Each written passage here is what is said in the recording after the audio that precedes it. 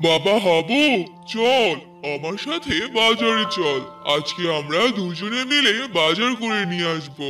তাই নাকি বাবা? তাহলে তো অনেক মজা হবে। চলো বাবা, চলো। তারপর হাবু ও তার বাবা বাজারে গেল। আর হাবুর বাবা বাজার করতে লাগলো। আর হাবু দেখলো তার বাবা কিভাবে বাজার করে। আর হাবু শিখতে লাগলো। বাবা, তোমার সাথে এসে আমার অনেক ভালো হলো। আমিও অনেক কিছু শিখতে পারলাম। হ্যাঁ, মাঝে মাঝে তুমিও বাজার করতে পারবে। হ্যাঁ বাবা, ঠিক বলেছো তুমি। চলো মাছ কিনতে যাই। তারপর হাবু ও তার বাবা মাছ কেনার জন্য গেল। আর অনেক ছোট বড় মাছ দেখতে লাগলো। তখন হাবু বলল, বাবা, দেখো ওই মাছটা কত বড়। তুমি ওই মাছটা কিনে নাও বাবা। না, আজকে কোনো বড় মাছ কিনবো না। আজকে আমি ছোট মাছ কিনবো। ছোট মাছ আমাদের স্বাস্থ্যের জন্য অনেক উপকারী।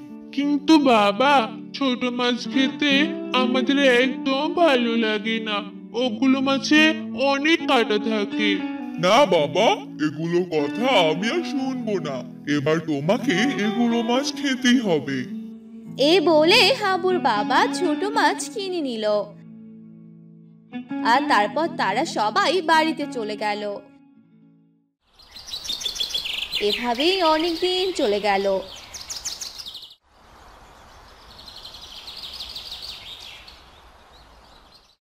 হাবু আর শিপু দুজনই একসাথে স্কুলে যেতে লাগলো। তখন শিপু হাবুকে বলল, আচ্ছা, এই রাস্তাটা বন্ধ কেন? এখানে তো লেখা আছে বিপজ্জনক। এটা এখানে লেখা কেন রে হাবু?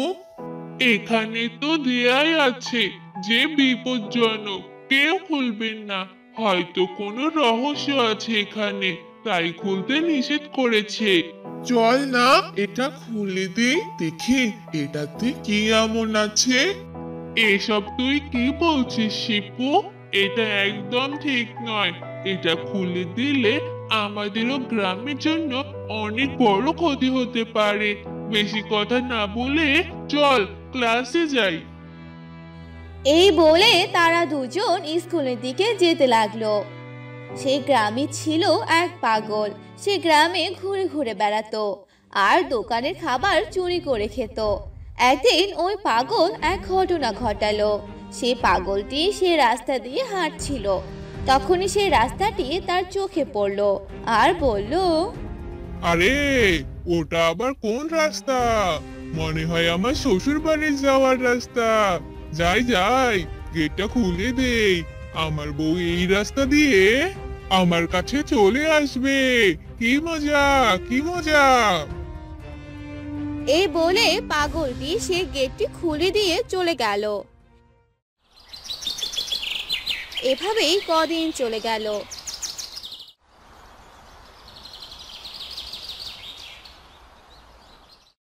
সে রাস্তার ভিতরে ছিল এক ভাঙা বাড়ি। সেখানে থাকতো এক জম্বি। সেই জম্বি রাস্তা খোলা পেয়ে সেখান থেকে বেরিয়ে পড়লো আর গ্রামের ভিতর ঢুকে পড়লো। আর গ্রামে থাকা এক বাচ্চা ছেলেকে দেখে ফেললো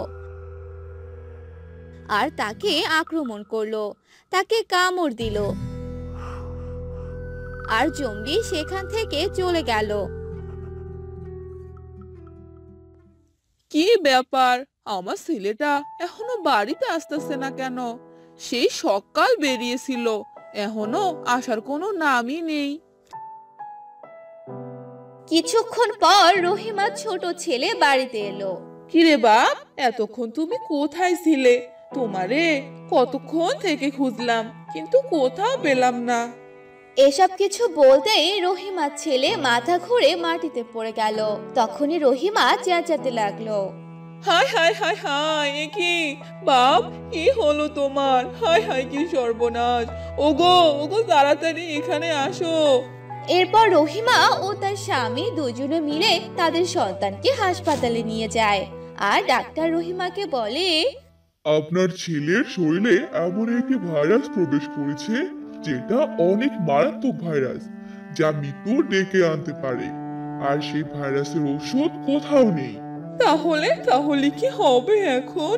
আর হ্যাঁ, আপনার ছেলে থেকে দূরে থাকবেন। এটি একটি ছোঁয়াচে রোগ। এই রোগ যেন আপনার শরীরে প্রবেশ না করে। আরে আরে আপনি এসব কি বলছেন? তাহলে তো আমগো অনেক বড় সমস্যা হয়ে যাইবো। এই বলে রহিমা ও তার স্বামী সেখান থেকে চলে গেল। কিছুদিন যেতেই রহিমার সন্তান মারা গেল। আর অন্যদিকে এই ভাইরাস রহিমা ও তার স্বামীর শরীরেও প্রবেশ করলো। তারা দুজনই মারা গেল। এই খবর পুরো গ্রামে ছড়িয়ে গেল। বাবা বাবা, জানো কি হয়েছে? গ্রামে এক ভাইরাস ছড়িয়ে পড়েছে। যার শরীরে এই ভাইরাস যাচ্ছে সেই মারা যাচ্ছে। এটা তুমি কি বলছো বাবা? তাহলে তো খুবই সাংঘাতিক ব্যাপার। আর বাবা জানো, সেই ভাইরাস একজন থেকে আরেকজনের শরীরে যাচ্ছে। আর এটা এক রাক্ষসের শরীর থেকে এসেছে। আর সেই রাক্ষসটা হলো জম্বি। তাহলে তো খুবই ভয়ঙ্কর বাবা। তাহলে তো বাসা থেকেই বের হওয়া যাবে না। না বাবা, আমরা যদি ঘরে বসে থাকি তাহলে তো আমাদেরও সবার অনেক সমস্যা হয়ে যাবে। কিন্তু এখন আমরা কি করব? সেই জম্বি রাক্ষস তো আমাদের ক্ষতি করতে পারবে। তার শরীরে জীবাণু তো অনেক ছোঁয়াচে। বাবা, তুমি কোনো চিন্তা করো না, আমি দেখছি কি করা যায়। এই বলে হাবু শিপুর বাড়িতে গেল আর শিপুকে ডাকতে লাগলো। শিপু, ওই শিপু, কোথায় তুই? হ্যাঁ হাবু, বল। তুই বের হচ্ছিস না কেন?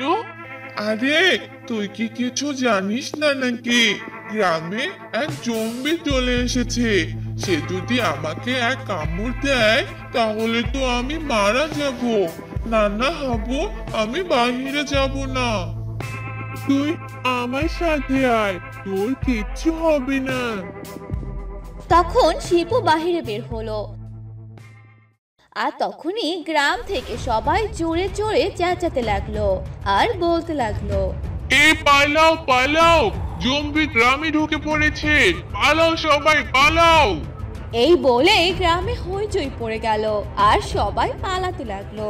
হাবু, চল বাড়িতে ঢুকে পড়ি, বাইরে থাকা যাবে না। না না, এই জম্বিকে এই গ্রাম থেকে তাড়াতে হবে, না হলে এই গ্রামের মানুষ সব ওই জম্বির ছোঁয়াচে রোগে মারা যাবে। আর আমি এটা কখনই হতে দিতে পারি না। তুই কি বলছিস হাবু? তুই এখন কি করবি? আমার কিন্তু অনেক ভয় লাগছে। তারপর হাবু শিপুদের বাড়িতে গেল। হ্যান্ড গ্লোভস, মাস্ক এবং পুরো শরীরকে এমন ভাবে ঢেকে নিল যাতে করে সেই জীবাণু হাবুর শরীরে না যায়। এসব তুই কি পড়েছিস হাবু?